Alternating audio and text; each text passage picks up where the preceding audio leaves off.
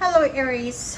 Aries, tingnan natin kung anong messages, vibration, gabay, energy para sa inyong lahat.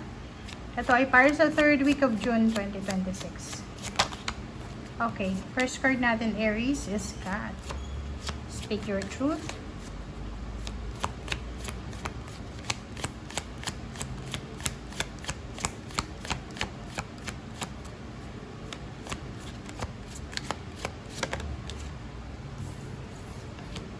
Okay, fox and rabbits. Fox, cat, and rabbits. Okay. Aries, speak your truth.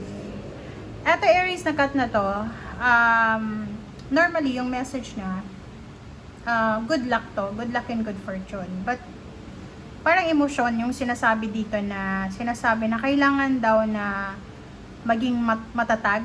Dapat matatag ka, malakas ka, na ipaglaban kung ano yung dapat mong ipaglaban. Ipaglaban yung karapatan, yung tama. Dito sa fax na to. Okay? So, sinasabi ng bara sa'yo na ihanda mo yung sarili mo, Aries. Prepare yourself. Kasi may mga revelations. May mga katotohanan ka na maririnig, malalaman. Okay? Sabi nga, walang lihim na hindi nabubunyag. Walang sekreto na hindi nabubunyag. So, may mga sekreto na posibleng mabunyag. So, ihanda mo yung sarili mo. Okay? And, another is, kung alam mo na hindi na maganda para sa sistema mo, like hindi maganda para sa sarili mo, sa physical health mo, emotional health, sa sarili mo, kung ano yan, kailangan mong maglagay ng boundaries and cut cords. Importante yun, di ba? Ano yung ibig sabihin yan? Ang ibig sabihin yan, kung alam mo na etong isang taong to ay hindi maganda para sa sistema mo, sa health mo, na every time nakakausap mo siya, na-stress ka, kailangan maglagay ka ng boundaries. Okay? Like sa kapaligiran mo, pag alam mo na eto nakakapagod to toxic to. So, stay away. Stay away. Put boundaries. Healthy boundaries pa.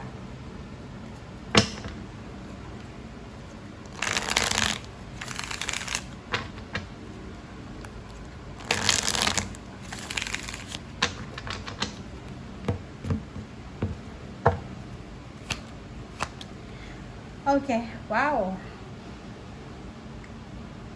Okay, so dito sa barahan to, ngayong linggo, sinasabi ng barahan na may posibleng gustong-gusto kang gawin. May like gusto mo mag-travel, gusto mong gawin to ngayong linggo.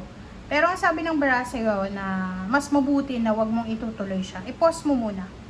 Okay, i-pause mo muna. And hayaan mo na kung ano yung mga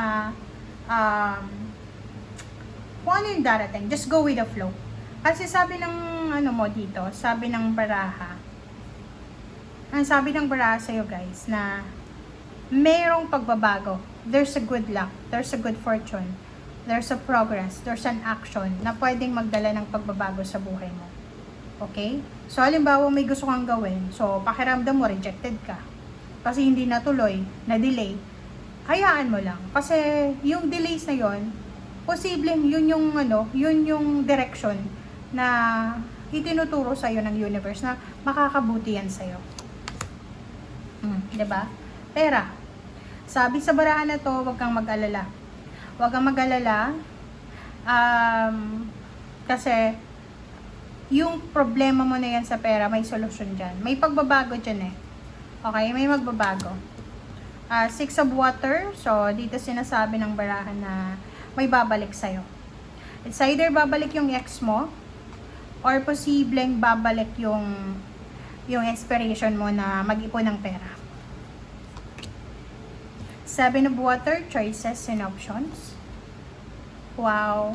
Sabi ng baraha sa'yo dito, ngayong linggong ito, may ituturo sa yung universe kung paano ka kikita ng pera, kung paano ka makakapag-save ng pera, kung paano ka magiging successful. Diba? Sabi ng universe dito, posible na yung ituturo sa'yo na direction, yan yung magdadala sa'yo ng prosperity, abundance, and contentment. Yan yung makakatulong sa'yo para makapag-save ng pera, para makapagpatayo ng bahay mo, and at the same time, yan yung makakatulong sa'yo para maging maayos yung takbo ng iyong isip. Diba? Love life, family life, financial. Sabi ng bara sa'yo dito, sky is the limit. Magagawa mo yung lahat-lahat ng yan. As long as na hahayaan mo lang ang universe na just parang hayaan, di ba, minsan yun yung prayers natin na bahala na, divine intervention, bahala na. Okay? So, 5 of water. Sabi ng baraha sa'yo dito, spend more time sa family mo. Huwag masyadong materialistic.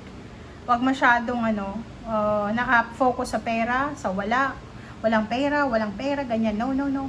Huwag kang masyadong mag-focus dyan. Focus ka sa pamilya mo. Okay? Focus ka sa anak mo, kung may anak ka, sa magulang, sa asawa, kung may asawa. Okay? Balanse ang kailangan. Kontrolin yung sarili. Bawasan yung kung ano yung dapat bawasan na mali sa buhay mo.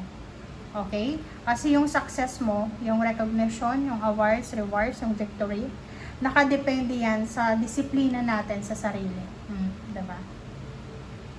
Sabi ng Barasyo dito, pag binigyan ka ng chance ng universe na, like for example, pag may mga tao na gustong tulungan ka, okay, the universe, magpapadala siya sa'yo ng mga iba't ibang klase ng tao.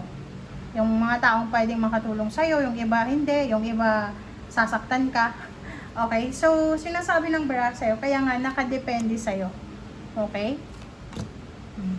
Kailangan palagi ka lang kalmado. Okay? Kailangan kalmado lang palagi. Sinasabi ng baraha, importante na i-focus natin ang ating emotions. Okay? Importante yung emotions kaysa.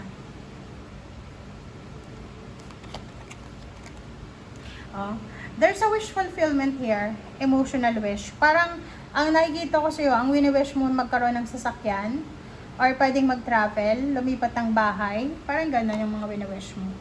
And siguro yan yung iniisip mo na pwedeng nagdadala sa'yo ng trauma, ng stress. Trabaho. So, nakikita ko sa'yo dito na yun, pwedeng yung iba unemployed, and yung iba naman may work, pero gusto mo nang lumipat. Parang yun yung minamanifest mo. And, yun yung ginagawa mo araw-gabi. Isip ka ng isip. So, sabi ng bara sa'yo dito, just let go. Okay? Let go, let God, let it flow. Okay? Thank you guys. Bye!